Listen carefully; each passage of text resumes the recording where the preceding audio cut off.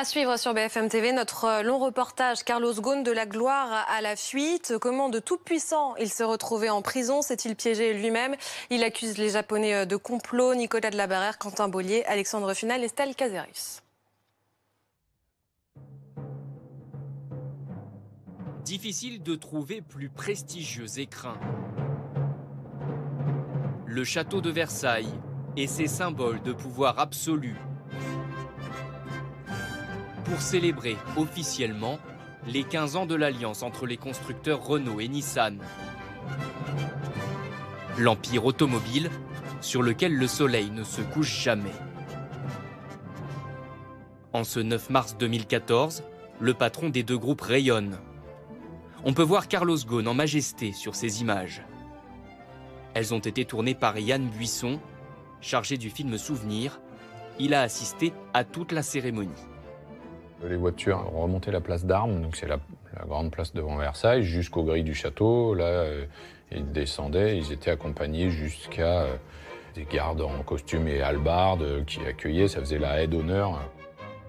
Carlos Ghosn était en haut des marches et accueillait tous ses invités chaleureusement avec son épouse, ou sa future épouse pour le coup. Le dîner de gala est servi dans la galerie des batailles, visité chaque jour par des milliers de curieux. 120 mètres de long, 13 de large et des tableaux commémorant les grandes victoires militaires françaises. Les invités s'installent autour de la table, ils sont environ 130.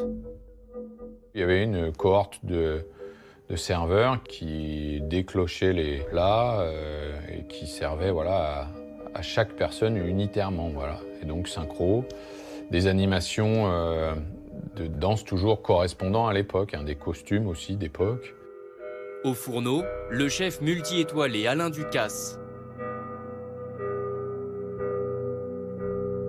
Du très haut de gamme, sous le signe du luxe à la française. Cette soirée du 9 mars 2014 célèbre-t-elle seulement une incroyable aventure industrielle? Ou est-elle le symptôme d'une folie des grandeurs qui aurait touché l'ancien patron de l'alliance Renault-Nissan? 5 ans et demi plus tard, le roi de l'automobile a en tout cas perdu sa couronne. De la galerie des glaces au couloir de la prison de Kosuge à Tokyo, jusqu'à sa grande évasion du Japon, enquête sur la chute du samouraï de l'automobile.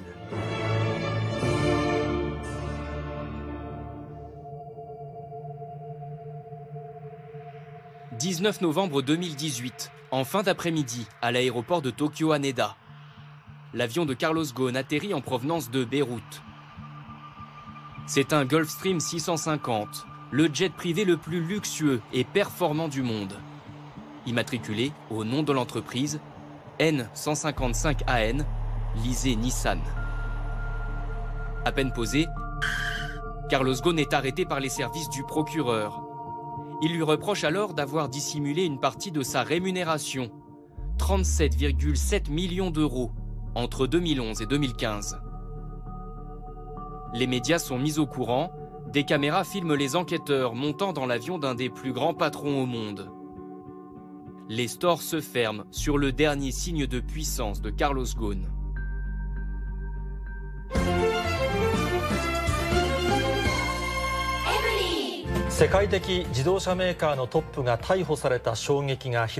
En quelques instants, l'icône du capitalisme triomphant passe de la gloire à l'infamie. Et la nouvelle fait l'effet d'une bombe. Patrick Pellata fut le bras droit de Carlos Ghosn pendant plus de 10 ans.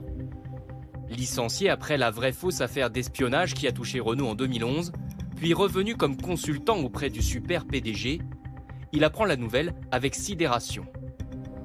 Il avait une image exceptionnelle au Japon et c'est pour ça que plus dure a été la chute et plus dure devait être la césure, la coupure entre son image à lui et l'image de Nissan. Le soir même, le directeur général de Nissan, Hiroto Saikawa, convoque la presse.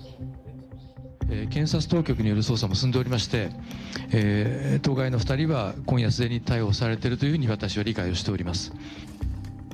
Au même instant, Carlos Ghosn s'apprête à passer sa première nuit en prison.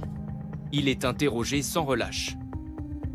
Il a été arrêté, il n'avait pas la possibilité d'avoir recours à un avocat durant ces heures et ces heures quotidiennes d'interrogatoire. Il était obligé de demeurer dans une cellule, la lumière allumée de jour comme de nuit.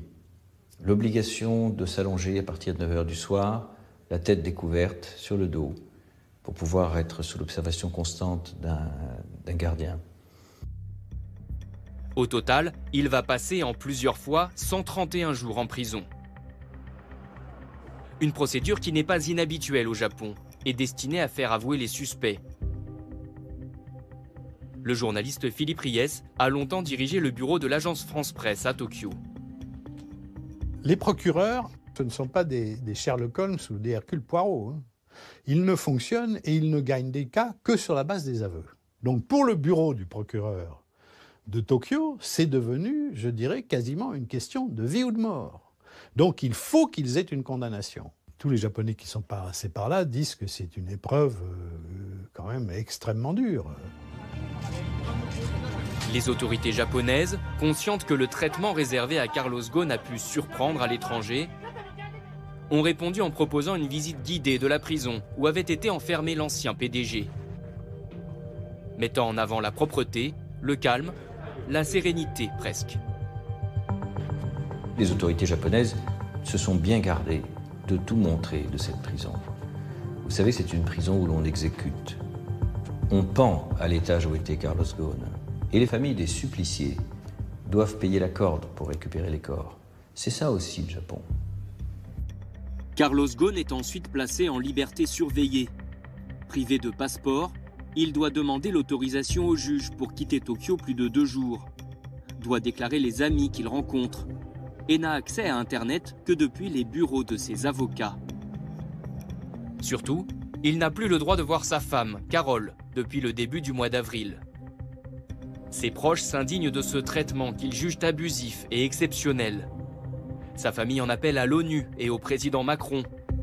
Et sur BFM TV, c'est le réalisateur légendaire Francis Ford Coppola, ami personnel, qui prend la parole pour le défendre. Je lui parle de temps en temps, très brièvement, sur une ligne non sécurisée. Je lui ai partagé mes préoccupations quant à ses conditions de vie. Et je sais à quel point il aimerait parler à sa femme. Il m'a dit que c'était très difficile à vivre. Et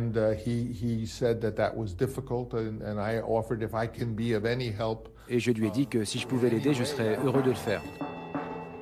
Des soutiens inattendus pour un patron hors du commun. Le redresseur de Renault, puis sauveur quasi miraculeux de Nissan, a d'abord été vu au Japon comme un sévère coupeur de coups, un cost killer. Mais il est vite devenu une sorte de héros populaire, célébré dans les médias.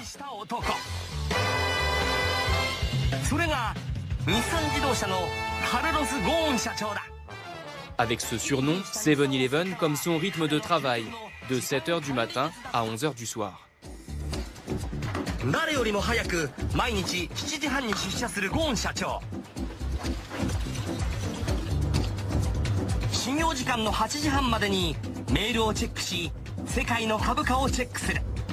Un patron aussi célèbre qu'une star de foot internationale. Il n'hésite pas à évoquer sa vie familiale, comme ici à la télévision japonaise. For me, in my personal life, my family take the top priority. When I have this time, I try to make it as interesting as possible. When we are in a family, we are in family, and everybody has to be completely available. Ou encore dans la presse People, photo à l'appui.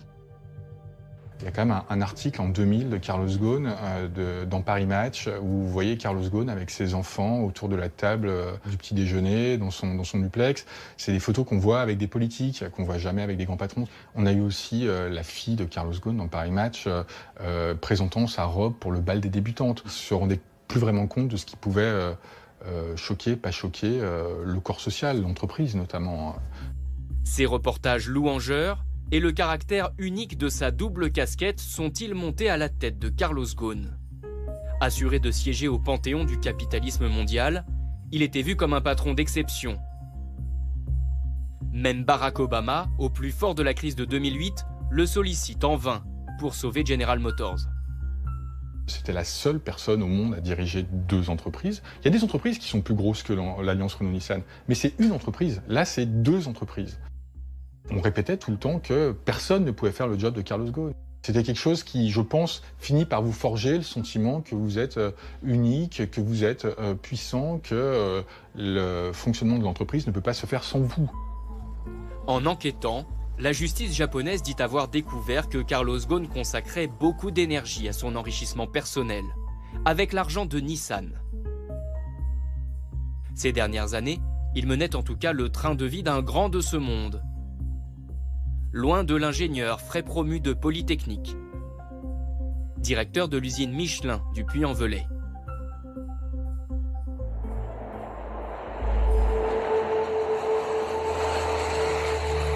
S'il dormait 110 nuits par an dans son fameux avion, il disposait aussi d'au moins 5 logements payés par son entreprise. Un appartement à Amsterdam, dont le loyer de 8 500 € mensuel est réglé par Nissan depuis 2017. À Paris, un duplex de 489 mètres carrés près du Trocadéro, acheté 3,5 millions d'euros par Nissan, alors qu'il possède un vaste domaine dans les Yvelines. À Tokyo, un luxueux penthouse mis à disposition par Nissan. Et puis il y a cette grande maison de Beyrouth, achetée 8,5 millions d'euros par une filiale discrète de Renault-Nissan, qui a aussi acquis pour lui un bel appartement à Rio de Janeiro, au Brésil, pays de son enfance. Moi, franchement, j'ai jamais vu ça. J'ai jamais vu une entreprise qui achète plusieurs logements de fonction pour son patron, dans plusieurs pays différents. Rien de choquant pourtant dans l'achat de ces résidences luxueuses, assure son avocat. Il y aurait même des raisons de sécurité. On a dit il s'est fait offrir des maisons somptueuses partout à travers le monde. Ces domiciles appartiennent et ont toujours appartenu à Nissan. Aurait-il été à l'hôtel que ça aurait coûté plus cher ? Qu'il aurait fallu inventer un système de sécurité. Lorsque des hommes politiques importants ou des grands chefs d'entreprise viennent dans un hôtel, la plupart du temps, on neutralise un étage, on met des services de sécurité. Tout cela coûte une fortune. Autre interrogation, Carlos Ghosn n'utilisait-il le jet de Nissan que pour des raisons professionnelles ? Ses allers-retours au Liban, le pays de sa famille, étaient en tout cas très fréquents. Lors des 7 dernières semaines qui ont précédé l'arrestation de Carlos Ghosn, on sait que le jet de Carlos Ghosn a décollé à 8 reprises de Beyrouth. Donc ça veut dire qu'il y a passé beaucoup de temps. Les activités de Renault-Nissan au Liban justifient-elles autant d'allers-retours du PDG ? Nous avons posé la question à Patrick Pellata, l'ancien directeur général de Renault. Il n'y a aucune raison pour l'entreprise que Carlos Ghosn soit au Liban, c'est ses affaires personnelles. Donc il gagnait pas mal d'argent, il pouvait se payer lui-même une maison à Beyrouth et des trajets là-bas. Au Liban, Carlos Ghosn avait développé des affaires plus personnelles, comme cet investissement dans ce domaine viticole, Iksir, au cœur de la plaine de la Bekaa. 400 000 bouteilles par an. Des appartements à sa disposition tout autour du monde, un jet privé pour le transporter, lui et sa famille, tout ça aux frais de l'entreprise. C'est comme s'il vivait sur la bête, en quelque sorte. C'est ça qui est très curieux, c'est qu'il avait d'énormes rémunérations officielles, mais il voulait quand même vivre sur la bête. La veille de sa chute, il touchait officiellement 15 millions d'euros par an. Une rémunération quasiment équivalente à celle de Kylian Mbappé au PSG. Des émoluments multipliés par 6 en 10 ans. Fabien Gage travaille chez Renault depuis plus de 30 ans. D'abord électricien à l'usine du Mans, puis délégué CGT. Comment peut-on annoncer des milliers de suppressions d'emplois en vue d'une dégradation du contexte économique ? Il a vu Carlos Ghosn demander toujours plus, comme en 2015 par exemple. Les salaires des employés sont gelés, mais Ghosn exige 169% d'augmentation. Beaucoup s'interrogeaient sur l'obsession sans fin de percevoir des rémunérations qui étaient pour le moins indécentes. Dans ce genre de situation, ce sont des gens qui ne s'arrêtent jamais, qui n'en ont jamais assez, et qui du coup, comme ils considèrent qu'ils ont le pouvoir absolu et que tout le monde doit obéir à doigt et à l'œil, considèrent qu'ils sont y compris en dehors des règles. Rebelote en 2016. Chers actionnaires, bienvenue à l'Assemblée Générale du groupe Renault. Assemblée Générale des actionnaires, Carlos Ghosn vante les bons résultats du groupe et soumet au vote une nouvelle augmentation de sa rémunération. Merci madame. Nous allons maintenant prendre une question dans la salle, panneau 7. Monsieur le Président. Mais un homme va faire dérailler le processus. Un petit actionnaire dénonce l'opacité du système Ghosn. Pendant 15 ans, vous avez caché votre rémunération au Japon et pendant des années, il a fallu, vous l'avez donné en yens, puis vous ne la donnez pas. C'est inacceptable. Ce manque à la vérité, ce manque à l'exemplarité est inacceptable. Vous avez d'immenses qualités, mais celle-là, vous ne l'avez pas. Président, je regrette. Bon. Pierre Leroy va convaincre la salle. Et les actionnaires vont voter contre l'augmentation du PDG. C'était un peu juste, hein, donc il ne savait pas très bien si ça allait passer ou pas, et ça n'est pas passé. Vote pour 45,88%. Nous prenons acte de l'avis qui vient d'être exprimé par les actionnaires. Pas de majorité, c'est un camouflet. Mais Carlos Ghosn ne renonce pas.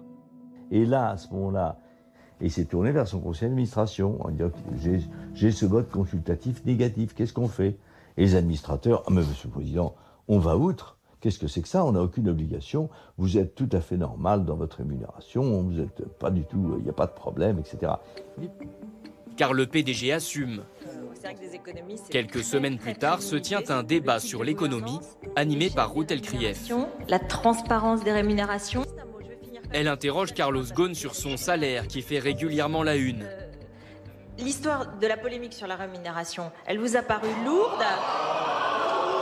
La salle est acquise au super patron. Elle vous a paru typiquement française ou au contraire, en fait, il y a toutes ces polémiques sur la rémunération, elles traversent la globalisation, elles sont également... Évoquer le sujet est presque un crime de lèse-majesté.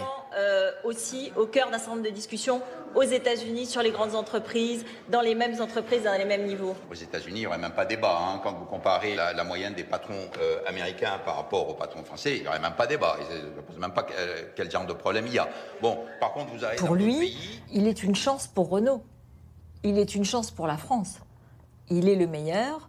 Il est celui qui a redressé Nissan, celui qui a fait la fusion Renault-Nissan, et qui reste quand même en France alors qu'il est sollicité dans le monde entier. Donc, il n'y a pas de discussion. En réalité, ça ne fait pas l'ombre d'un doute. Cette année-là, Carlos Ghosn est le deuxième patron le mieux payé du monde automobile, derrière le patron de Ford et devant celui de Volkswagen. Mais en 2018, pour gagner encore plus, il aurait, selon une enquête interne de Nissan et Mitsubishi, utilisé un tour de passe-passe. Il se fait embaucher aux Pays-Bas comme salarié dans une filiale commune des deux entreprises, sans que les autres directeurs n'en soient informés. Dans un truc où il a été écrit qu'il n'y aurait pas de salariés, se faire embaucher comme salarié, avoir une prime d'embauche de 1,5 million d'euros, je crois, puis ensuite un salaire de 5 ou 6 millions d'euros, et ensuite une avance sur 2019 parce que le taux d'imposition, je ne sais quoi exactement, changeait. C'est juste hallucinant et franchement écœurant, profondément écœurant. Les défenseurs de Carlos Ghosn démentent toute illégalité. Le PDG se croyait-il tout permis? L'ancien ministre Michel Sapin, qui s'est opposé aux augmentations de rémunération de Ghosn, se souvient lui aussi d'une personnalité complexe, pleine d'assurance. Il ne parlait pas au ministre, c'était trop petit pour lui. Il ne s'adressait qu'aux plus grands. Et donc il y avait quelque chose d'assez méprisant dans la personnalité qui l'empêchait en quelque sorte de discuter avec des gens qu'il ne considérait pas comme de son niveau. Il y a une personnalité qui peut-être au fur et à mesure de sa réussite est devenue hautaine, suffisante, lointaine.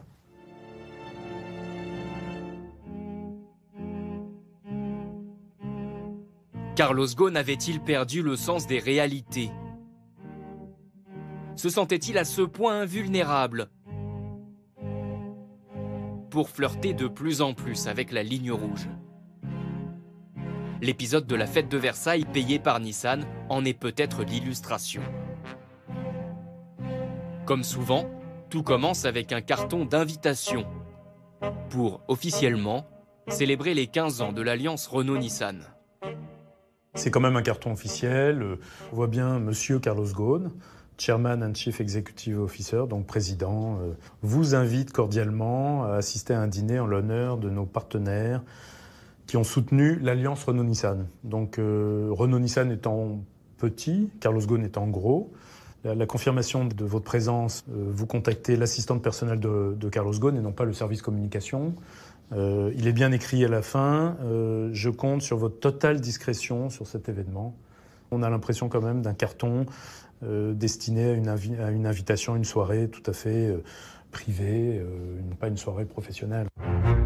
La fête a lieu, hasard ou pas, un 9 mars, la date anniversaire de Carlos Ghosn. Il a ce jour-là 60 ans. Parmi les 130 convives, quelques célébrités, comme François Cluzet ou Cherie Blair, la femme de l'ancien Premier ministre britannique. Mais il y aurait très peu de participants liés directement à l'alliance Renault-Nissan. C'est ce qu'a constaté Clément Lacombe, qui s'est procuré la liste des invités. Ce qui est assez drôle, c'est que les personnes principales de l'alliance Renault-Nissan, qu'on fait l'alliance Renault-Nissan depuis 15 ans, elles sont absolument pas là. Il n'y avait pas de membre du conseil d'administration, il n'y avait pas d'anciens cadres de Nissan qui étaient présents, et même chose chez Renault d'ailleurs. Selon nos informations, un seul salarié de Nissan est présent ce soir-là. Et 2 de Renault, qu'on peut d'ailleurs apercevoir sur la vidéo. Claude Hugo, directeur des relations publiques, et Frédéric Legrévès, chef de cabinet de Carlos Ghosn. Par contre, vous avez des amis personnels de Carlos Ghosn, vous avez les 4 enfants de Carlos Ghosn, vous avez les 3 enfants de la deuxième épouse de Carlos Ghosn, vous avez les beaux-parents de Carlos Ghosn. Et quelques jours après la fête, les convives ont reçu par email cet album souvenir, avec les photos des meilleurs moments de la soirée. Ensuite, vous avez des photos de Carlos Ghosn avec ses invités. Donc là, par exemple, vous avez le père qui dirigeait le collège où Carlos Ghosn a étudié au Liban. Là, vous avez son associé dans les projets immobiliers au Liban. L'album, il fait 28 pages et on voit Carlos Ghosn 72 fois. Je pense que si on donne l'album à quelqu'un qui ne sait pas de quoi il s'agit, la personne comprend que c'est une soirée en l'honneur de Carlos Ghosn. Coût des festivités, 636 000 €. Intégralement pris en charge par Renault-Nissan BV, filiale néerlandaise commune des deux groupes. Carlos Ghosn aurait-il alors commis un abus de bien social en finançant un événement privé, son anniversaire, grâce à l'argent de Renault et Nissan? C'est pour le moins contraire à l'éthique de l'entreprise, estime Patrick Pellata. Son ancien bras droit pendant plus de 10 ans, qu'il a accompagné au Japon pour le redressement de Nissan, n'était pas convié aux AGAP. L'anniversaire des 15 ans de l'Alliance, manifestement, ça n'a été qu'un prétexte. Il ne s'est pas parlé de l'Alliance pendant ce jour-là, par les témoins qui m'en ont parlé. C'est honteux. C'est franchement, faire payer 600 000 € par son entreprise pour son propre anniversaire, c'est hallucinant. Mais par la voix de son avocat, Carlos Ghosn dément pour sa part tout mélange des genres. Le dîner d'anniversaire aurait en réalité eu lieu le lendemain, en petit comité, dans un restaurant parisien. Le 9 mars, c'est la date anniversaire de Carlos Ghosn. Alors évidemment, on a beau jeu de dire, c'est le jour de votre anniversaire, donc vous fêtez votre anniversaire et vous prétendez que c'est pour le 15e anniversaire de l'alliance Renault-Nissan. Qu'est-ce que c'est que cette vision étriquée qui consiste à penser que sous prétexte qu'un dîner est fait le jour anniversaire d'un grand chef d'entreprise, c'est son dîner d'anniversaire? C'est pas sérieux. C'est lors d'une enquête interne que Nissan a découvert l'existence de cette soirée. Depuis le printemps 2018, pendant près de 6 mois, la justice japonaise a été informée de l'intérieur de ce qui se passait chez Nissan. Tout aurait commencé avec la découverte d'irrégularités lors d'un audit. Un petit auditeur a découvert des choses qui lui ont semblé curieuses, bizarres. Il y a eu une accumulation de faits étranges sur la rémunération notamment de Carlos Ghosn. Il s'en est ouvert à un autre auditeur qui serait allé voir Ce fameux Harinada, qui est un des puissants personnages de Nissan, qui a été longtemps très proche de Carlos Ghosn. Harinada, alors vice-président de Nissan, est-il un simple lanceur d'alerte qui a prévenu la justice ou une taupe au service des intérêts japonais? Les défenseurs de Carlos Ghosn n'ont pas de mots assez durs pour le qualifier. Ah, c'est beaucoup plus qu'une taupe. Je crois qu'il y a une vraie trahison, comme on n'en lit que dans les romans, qui a été orchestrée avec vraiment une finalité qui était d'émanciper Nissan de la tutelle française. Car au fil des années, le déséquilibre dans la gouvernance de l'Alliance, au détriment de Nissan, frustrait les Japonais. Se débarrasser de Ghosn aurait aussi été un moyen d'éviter une fusion dont Tokyo ne voulait pas entendre parler.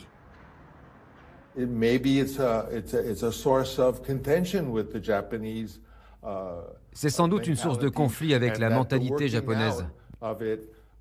D'où la mise en place de cette opération avec l'incarcération de M. Ghosn pour qu'il ne participe plus au conseil d'administration et ne puisse plus exercer ses fonctions de président-directeur général. Il fallait abattre le dirigeant commun de Renault et Nissan qui plaçait en quelque sorte, de facto, Nissan sous la coupe de Renault. Dernier rebondissement, lundi dernier, Carlos Ghosn a fui le Japon et rejoint le Liban. Je ne suis plus l'otage d'un système judiciaire japonais partial où prévaut la présomption de culpabilité, a-t-il déclaré. Carlos Ghosn devait être jugé dans les mois à venir. Il risquait jusqu'à 15 ans de prison.